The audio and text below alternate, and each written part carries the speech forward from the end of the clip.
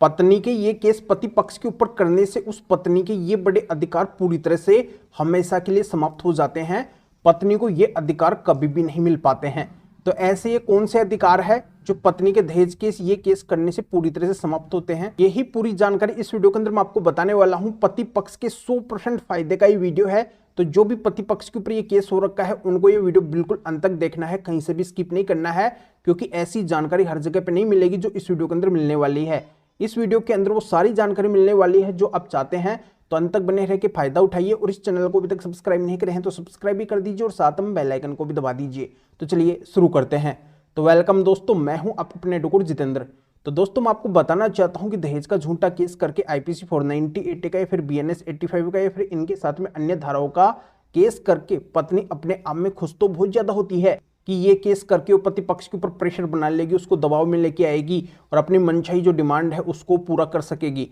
पर ऐसा बिल्कुल नहीं होता है। आज के समय की मैं बात बता रहा हूं कि आज के समय के अंदर अगर इनमें से कोई केस आपके ऊपर चल रहा है तो आपको चिंतित होने की बिल्कुल भी जरूरत नहीं है, क्योंकि आज के वीडियो के अंदर मैं आपको हकीकत बताने वाला हूं कि प्रैक्टिकली कोर्ट के अंदर होता क्या है और किस तरीके से कोर्ट रिजल्ट सुनाती है। क्योंकि मैं सीनियर एडवोकेट हूं, मुझे इस बात का पूरी तरह से एक्सपीरियंस है, क्योंकि ऐसे बहुत सारे केस मैंने देखे हैं और ऐसे बहुत सारे केसों के अंदर मैंने पति पक्ष को सक्सेस दिलवाई है और ऐसे केसों को देखने का काम मेरा रोज का है। तो दोस्तों अब आप वीडियो को बिल्कुल ध्यान से देखिए, एक एक बात आपके काम की बात होने वाली है। तो सबसे पहले तो मैं आपको बताना चाहता हूं कि अगर आपकी पत्नी ने आपके ऊपर आईपीसी 490 बीएनएस 85 डीपी एक्ट के सेक्शन 3 या 4 या हिंदी भाषा में बताऊं तो पत्नी ने अगर दहेज का केस किया है तो इनका सॉल्यूशन क्या है, ऐसे केसों को आप अपने पक्ष के अंदर कैसे कर सकते हैं, ऐसे केसों से आप कैसे बाहर हो सकते हैं। तो जैसे पत्नी चाह रही है कि पति के ऊपर प्रेशर बना देगी, उसको डरा देगी, धमका देगी, ये केस करके अपनी मनचाही डिमांड को पूरा कर सकेगी, तो ऐसा बिल्कुल भी नहीं है। जो पति डर जाते हैं, पीछे हट जाते हैं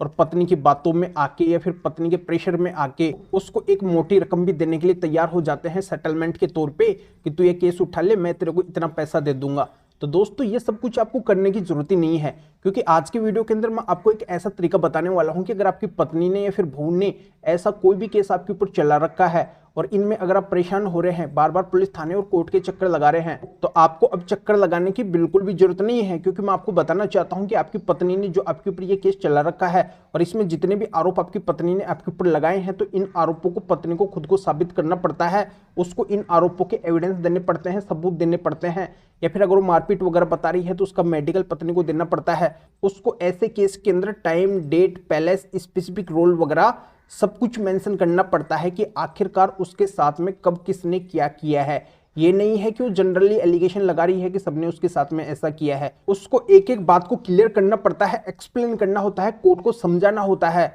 या फिर पत्नी देरी से केस कर रही है, 1 महीने की भी देरी से अगर उसने ऐसा केस किया है तो वो केस भी नहीं चलने वाला है, क्योंकि अगर पत्नी के साथ में रियल में गलत होता है तो वो तुरंत एक्शन लेती है। ये नहीं है कि वो देरी से केस दर्ज कर रही है, तो ऐसा केस भी बिल्कुल नहीं चलने वाला है। और बहुत से लोग ऐसे भी होते हैं जिनका इस केस से कोई भी लेना देना नहीं होता है, कोई भी मतलब नहीं होता है, चाहे वो एक छत के नीचे रह रहे हों या फिर बाहर रह रहे हों या फिर दूर रह रहे हों, तो उनके ऊपर भी ये केस बिल्कुल भी नहीं चलने वाला है। तो अब पति पक्ष का ये सवाल निकल के आएगा कि सर ये कहने में तो आसान है पर कोर्ट हमारी बात सुनती नहीं है, पुलिस भी हमारी बात नहीं सुनती है। तो मैं आपको एक तरीका बताने वाला हूं कि कोर्ट भी आपकी बात सुनेगी, तो पुलिस थाने के अंदर भी आपकी बात पूरी तरह से सुनी जाएगी और आप ही के पक्ष के अंदर रिजल्ट आने वाला है। तो इसके लिए आपको क्या करना है कि जहां पे भी आपका ऐसा मामला चल रहा है, केस चल रहा है, वहां पे आपको स्पेशल माननीय सुप्रीम कोर्ट के 10 जजमेंट्स दिखाने हैं, लगाने हैं, जो आईपीसी 490 बीएनएस 85 डीपी एक्ट के सेक्शन 3 या 4 या इनके साथ में अदर कोई भी सेक्शन या फिर दहेज का झूठा केस चल रहा है,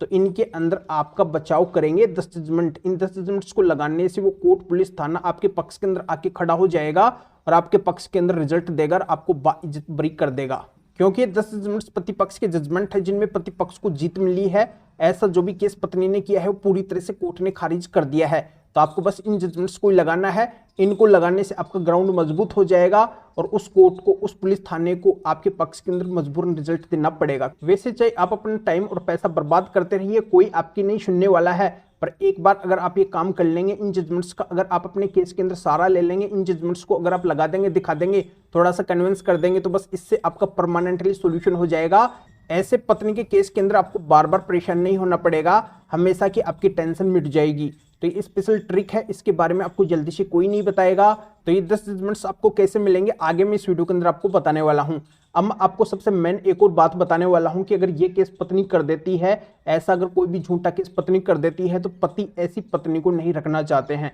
ऐसी पत्नी से पति अलग ही होना बेहतर समझते हैं कि इससे तो मेरा डाइवोर्स हो जाए। और ऐसी पत्नी की एक चाल ये भी होती है कि ऐसी पत्नी खुद से डाइवोर्स भी नहीं देना चाहती है, तो फिर पति के द्वारा मजबूरन डाइवोर्स का केस फाइल किया जाता है, जिसे वन साइडेड डाइवोर्स बोलते हैं, कंटेस्टेड डाइवोर्स बोलते हैं, एक तरफा तलाक बोलते हैं। तो इसका भी सॉल्यूशन मैं आपको बताने वाला हूं कि अगर आप एक तरफा तलाक लेना चाहते हैं, आपका ऑलरेडी अगर एक तरफा तलाक का केस चल रहा है या फिर आप नया एक तरफा तलाक का केस डालने वाले हैं, और पत्नी ने अगर आपके साथ में गलत किया है, गलत किस तरीके से किया है कि वो पहले जब आपके साथ में रहती थी तब वो आपके साथ में लड़ाई झगड़ा करती थी, घर कलेश बनाती थी, आपके माता पिता के साथ में अभद्र व्यवहार करती थी, वो किसी के साथ में भी रहना पसंद नहीं करती थी, और अलग होने के बाद में उसने ऐसे कई सारे झूठे केस फाइल कर दिए हैं, तरह तरह की वो लांछन लगा रही है, आरोप लगा रही है, बदनाम कर रही है, मानहानि कर रही है, और पति को तलाक भी नहीं देना चाहती है। तो ये सारी बातें आती है क्रूरल्टी के अंदर कि ये पत्नी पति के साथ में क्रूरल्टी कर रही है। तो ऐसा अगर पति के साथ में हुआ है और पति अगर एक तरफा तलाक का केस फाइल कर रखे हैं, फिर फाइल करने वाले हैं,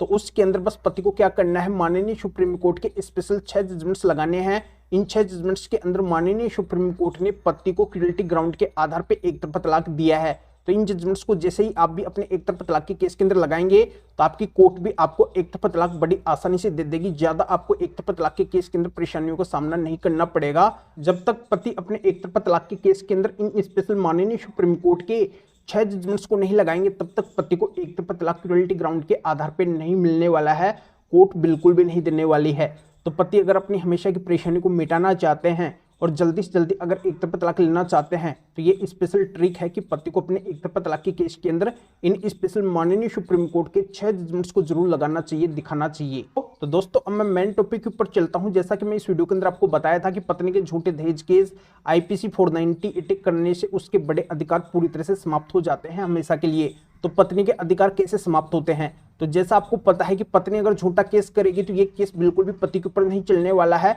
ऐसे झूठे केस से पति इन जजमेंट्स की सहायता से पूरी तरह से बरी हो जाएंगे, उनको बाहर कर दिया जाएगा, ये केस पूरी तरह से खारिज हो जाएगा। तो पत्नी का केवल ऐसे केस के अंदर समय बर्बाद होने वाला है, उसका पैसा ही लगने वाला है, इसके सिवाय उसका कोई भी फायदा नहीं होने वाला है। तो पहला तो नुकसान पत्नी का ये होने वाला है। दूसरा ये होने वाला है कि वो पति की नज़रों के अंदर पूरी तरह से गिर जाएगी और समाज की नज़रों के अंदर भी पूरी तरह से गिर जाएगी कि ये तो बहुत ही गलत है, क्रूर है, हत्याचारी है, झूठी है। और तीसरा सबसे बड़ा नुकसान पत्नी का ये होने वाला है कि पति ऐसी पत्नी को कभी भी अपने साथ में नहीं रखना चाहेंगे। भविष्य के अंदर पति केवल ऐसी पत्नी से डाइवोर्स ही लेना चाहेंगे, पति को ऐसी पत्नी से डाइवोर्स भी मिल जाएगा बड़ी आसानी से। तो दोस्तों जैसा कि मैं इस वीडियो के अंदर आपको बताया कि अगर पत्नी झूठा दहेज case IPC 490 ATF BNS 85 DP act का सेक्शन 3 या 4 या फिर इनके साथ में अदर कोई भी सेक्शन का केस करती है, तो इनसे बचने के लिए हमारे पास में स्पेशल माननीय सुप्रीम कोर्ट के 10 जजमेंट्स हैं। या फिर पत्नी से आप डाइवोर्स लेना चाहते हैं, एक तरफा तलाक लेना चाहते हैं,